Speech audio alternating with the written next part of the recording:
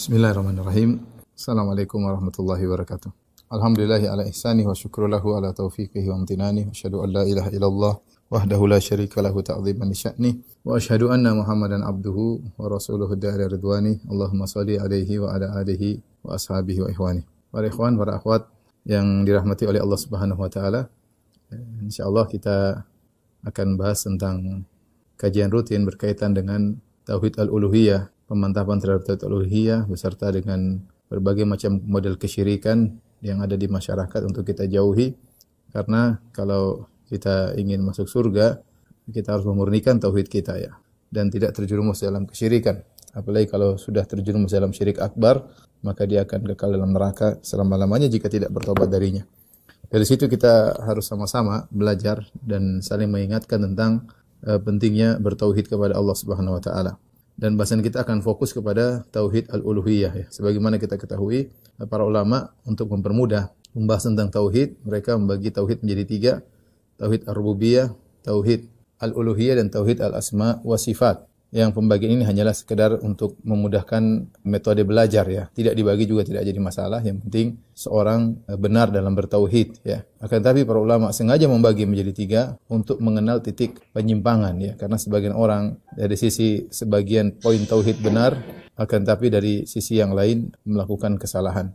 Dari situlah perlu dibagi tauhid agar bisa diketahui mana titik kesalahan untuk diperbaiki. Contoh sekarang di masyarakat ya, banyak orang yang memakai jimat misalnya, dan dia menyangka itu bukan kesyirikan. Dia menyangka inilah sebab untuk meraih keberkahan atau sebab untuk meraih kebaikan. Padahal kalau diteliti, ini adalah model kesyirikan. Dia tidak tahu, dia menyangka namanya kesyirikan itu adalah mengakui adanya Tuhan selain Allah atau keluar dari Islam, berganti agama, baru disebut dengan kesyirikan. Selama dia tidak begitu, maka dia bukan musyrik. Contoh lagi, betapa banyak orang pergi ke kuburan kemudian minta-minta ke penghuni kubur, dan mereka menyangka itu bukan kesyirikan. Kata mereka, kami hanya berikhtiar menempuh sebab, bahwasanya orang soleh yang kita datangi di kuburan, mereka hanyalah penyambung antara kami dengan Allah Subhanahu wa taala, dan mereka menyangka itu bukan kesyirikan, ternyata itu merupakan kesyirikan. Tapi juga banyak orang yang mengadakan penyembelihan untuk selain Allah Subhanahu wa taala, misalnya di pantai selatan untuk Nyi Roro Kidul, atau untuk acara-acara tertentu, ingin bangun rumah kemudian menyembelih ayam hitam misalnya, untuk peresmian perusahaan menyembelih kambing, terkadang harus menyembelih babi di sebagian daerah. Dan saya berapa kali ditanya masalah itu ya, mengikuti ritual para penyembah arwah, apakah ini boleh atau tidak? Sebagian kaum muslim menyangka itu tidak masalah, ternyata itu adalah kesyirikan. Oleh karenanya diperlukan pembagian ini agar diketahui dengan detail mana titik kesalahan. Dahulu Allah Subhanahu wa taala berfirman tentang orang-orang musyrikin Arab, "Wa ma yu'minu aktsaruhum billahi illa wa hum musyrikun." Tidaklah kebanyakan mereka beriman kepada Allah kecuali mereka musyrik. Perhatikan dalam surat Yusuf, Allah menyatakan suatu kelompok manusia yang mereka beriman kepada Allah tapi mereka musyrik. Wa ma yu'minu aktsaruhum billah, yang artinya tidaklah kebanyakan mereka atau mayoritas mereka beriman kepada Allah illa wa hum musyrikun, kecuali mereka berbuat syirik. Kok bisa digabungkan antara iman dengan syirik? Maka kalau kita kembali kepada penafsiran para sahabat berkata, min imanihim, iman mereka yaitu mereka kalau ditanya siapa yang menciptakan mereka, mereka mengatakan Allah. Kalau ditanya siapa yang menurunkan hujan bagi mereka, mereka mengatakan Allah. Tetapi mereka berbuat kesyirikan, yaitu beribadah kepada berhala-berhala. Dari sinilah timbul metode pembagian. Ada iman, ada syirik. Kok bisa digabungkan iman dan syirik dalam satu waktu? Ternyata iman yang dimaksud oleh Allah tauhid rububiyah, dan syirik yang dimaksud oleh Allah berkaitan dengan tauhid al-uluhiyah. Iman berkaitan dengan tauhid rububiyah, yaitu iman mereka adalah mereka beriman yang menciptakan mereka adalah Allah, yang menciptakan alam semesta adalah Allah, yang menurunkan hujan adalah Allah. Kesyirikan yang mereka lakukan adalah ternyata mereka beribadah menyembah berhala-berhala yang mereka sembah. Dari sinilah perlu kita untuk menjelaskan pembagian tauhid, dan kita fokus kepada tauhid uluhiyah agar kita bisa mengenal titik kesalahan kemudian bisa kita perbaiki. Baik, saya akan jelaskan pembagian tauhid ya. Tauhid artinya mengesahkan ya. Nah, tauhid al-uluhiyah artinya mengesahkan Allah dalam hal peribadatan. Maksudnya hanya Allah yang berhak disembah, berhak diibadahi atau diserahkan kepadanya ibadah. Tauhid rububiyah yaitu mengesahkan Allah dalam hal rububiyah. Rububiyah maksudnya adalah penciptaan dan pengaturan alam semesta. Yaitu meyakini hanya Allah yang menciptakan dan mengatur. Allah esa dalam penciptaan dan pengaturan. Adapun tauhid asma wa sifat yaitu mengesahkan Allah dalam hal nama-nama dan sifat-sifatnya. Maksudnya apa? Hanya Allah yang memiliki sifat-sifat sempurna tersebut. Ini sederhana pembagian tauhid. Sebenarnya kita tidak perlu membagi karena ini sebenarnya satu kesatuan. Saya ulangi lagi, kita membagi ini dalam rangka untuk lebih bisa detail memahami dan bisa mengetahui titik kesalahan. Sebagaimana tadi saya sudah sebutkan dalam surat Yusuf, Allah Subhanahu wa taala berfirman, "Wa ma yu'minu aktsaruhum billahi illa wa hum musyrikun." Artinya, tidaklah kebanyakan mereka beriman melainkan mereka berbuat syirik. Nah, di sini jadi masalah. Allah menggabungkan iman dalam satu ayat, mereka beriman sekaligus syirik. Maka kalau kita buka buku tafsir apapun silakan Anda buka. Boleh tafsir Ibnu Jarir At-Tabari, boleh tafsir Ibnu Katsir, boleh juga tafsir Al-Qurtubi dan yang lainnya. Maka akan dinukil perkataan para sahabat menjelaskan bahwasanya iman yang mereka imani di sini maksudnya adalah rububiyah, yaitu mereka meyakini hanya Allah yang menciptakan, hanya Allah yang mengatur, menurunkan hujan, beri rezeki, hanya Allah. Tapi mereka syirik dalam hal tauhid uluhiyah, yaitu mereka menduakan Allah atau mereka mensekutukan Allah dalam peribadatan. Selain mereka beribadah kepada Allah, ternyata mereka juga beribadah kepada selain Allah.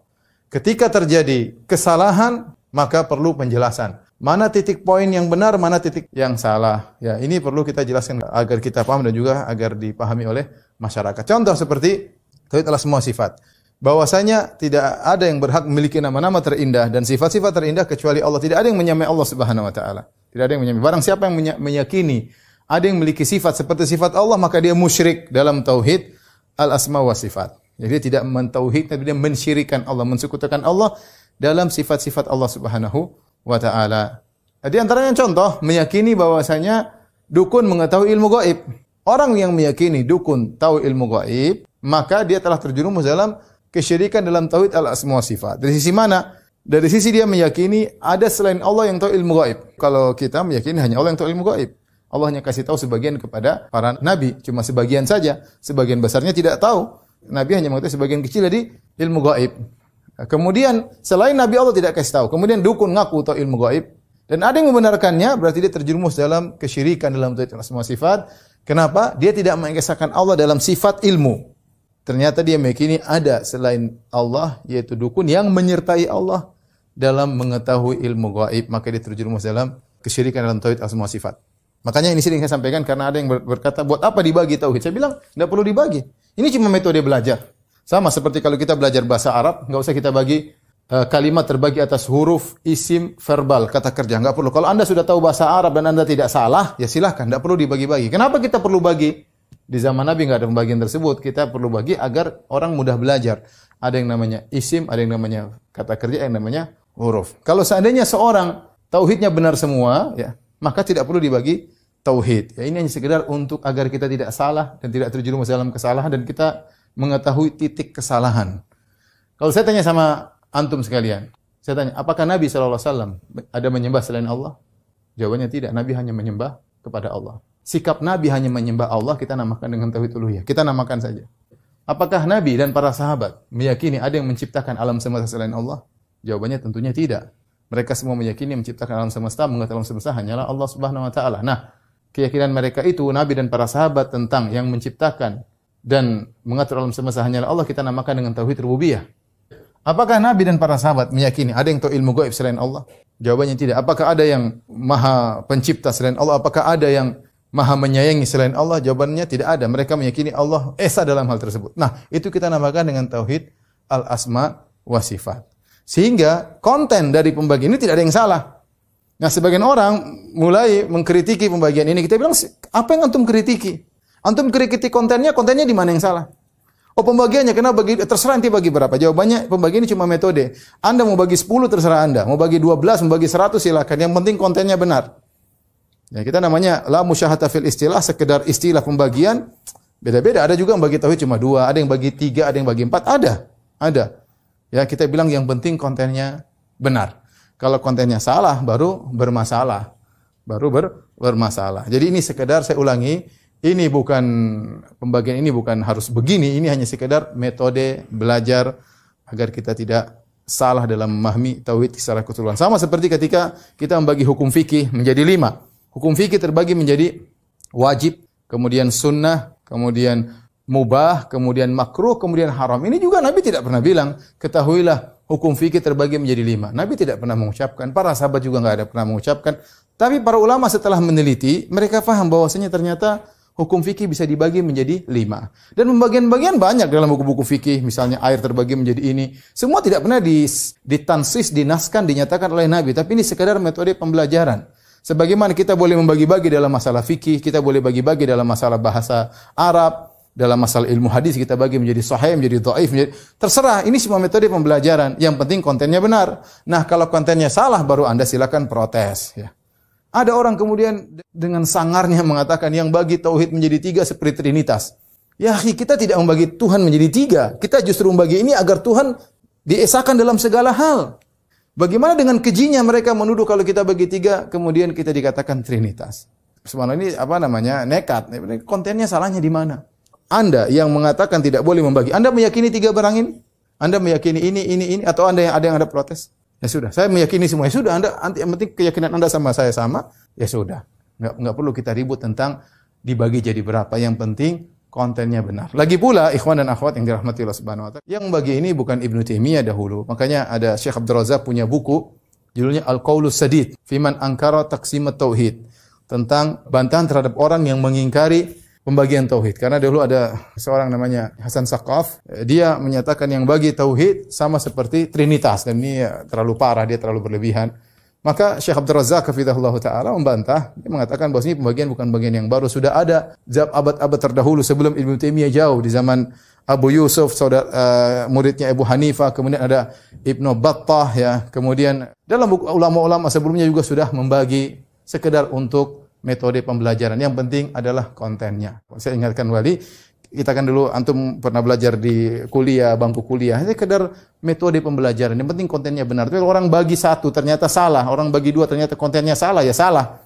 Kita bilang penting kontennya benar. Jadi jangan terpedaya dengan pernyataan bagi 3, bagi 4, bagi 5. Karena saya katakan ada ulama bagi 2, ada yang bagi 3, ada yang bagi 4, tidak apa-apa, terserah. Yang penting kontennya benar. Yang penting kontennya benar. Ini yang pertama yang saya sampaikan mengenai pembagian tauhid. Berikutnya kita akan fokus tentang tauhid al-uluhiyah. Karenanya ikhwan dan akhwat yang dirahmati Allah Subhanahu wa taala, yang bagi tauhid menjadi 3 bukan cuma kawan-kawan aja, ya. Mereka misalnya dari saudara-saudara kita dari Asy'ariyah juga mereka bagi tauhid menjadi 3, ya. Seperti dalam buku mereka Jauharut Tauhid, ya, Tuhfatul Murid, ya. Di antaranya mereka mengatakan Allahu wahidun fi dzatihi la qasima lahu. Allah itu esa dalam zatnya, tidak ada terbagi-bagi. Wahidun fi sifatihi la nadhira lahu. Allah esa dalam sifat-sifatnya, tidak ada yang menyamainya. Allahu wahidun fi af'alihi. Allah esa dalam perbuatan-perbuatannya, la syarika lahu, tidak ada yang bersekutu dengannya. Dibagi 3 juga. Wahidun fi dzatihi, Allah esa dalam zatnya, tidak terbagi-bagi. Allah esa dalam sifat-sifatnya, tidak ada yang menyamai. Dan Allah esa dalam perbuatan-perbuatannya, tidak ada yang mensekutuinya. Sama, dibagi juga 3. Kita bilang pembagian mau jadi 3, mau jadi 10, yang penting kontennya benar, ya. Kontennya benar. Jangan terpedaya angka 3. 3 berarti Trinitas, ya. Saya kalau bagi 2 tadi juga bisa. Ya, saya bagi 1 tauhid, terus penjelasannya, itu pembagian, yang penting kontennya. Demikian juga sebagian mereka membagi misalnya tauhid, sebagian sufi yang bagi tauhid menjadi 3. Mereka mengatakan tauhidul ammah, tauhidnya orang umum. Kemudian tauhidul khasah, tauhidnya orang khusus. Kemudian tauhidu khasatil khasah, tauhidnya orang super khusus. Bagi 3 juga. Tauhid orang awam, tauhid orang khusus, tauhid super khusus, ya. Tinggal nanti penafsirannya apa, kontennya apa. Sebagian ditafsirkan dengan benar, pembagian ini ada yang menafsirkan sampai pada al-hululiyah atau wihdatul wujud. Kalau ditafsirkan dengan wihdatul wujud, maka ini merupakan kekeliruan. Jadi intinya ini sekedar metode agar kita mudah untuk belajar. Tapi kita fokus kepada tauhid al-uluhiyah, ya.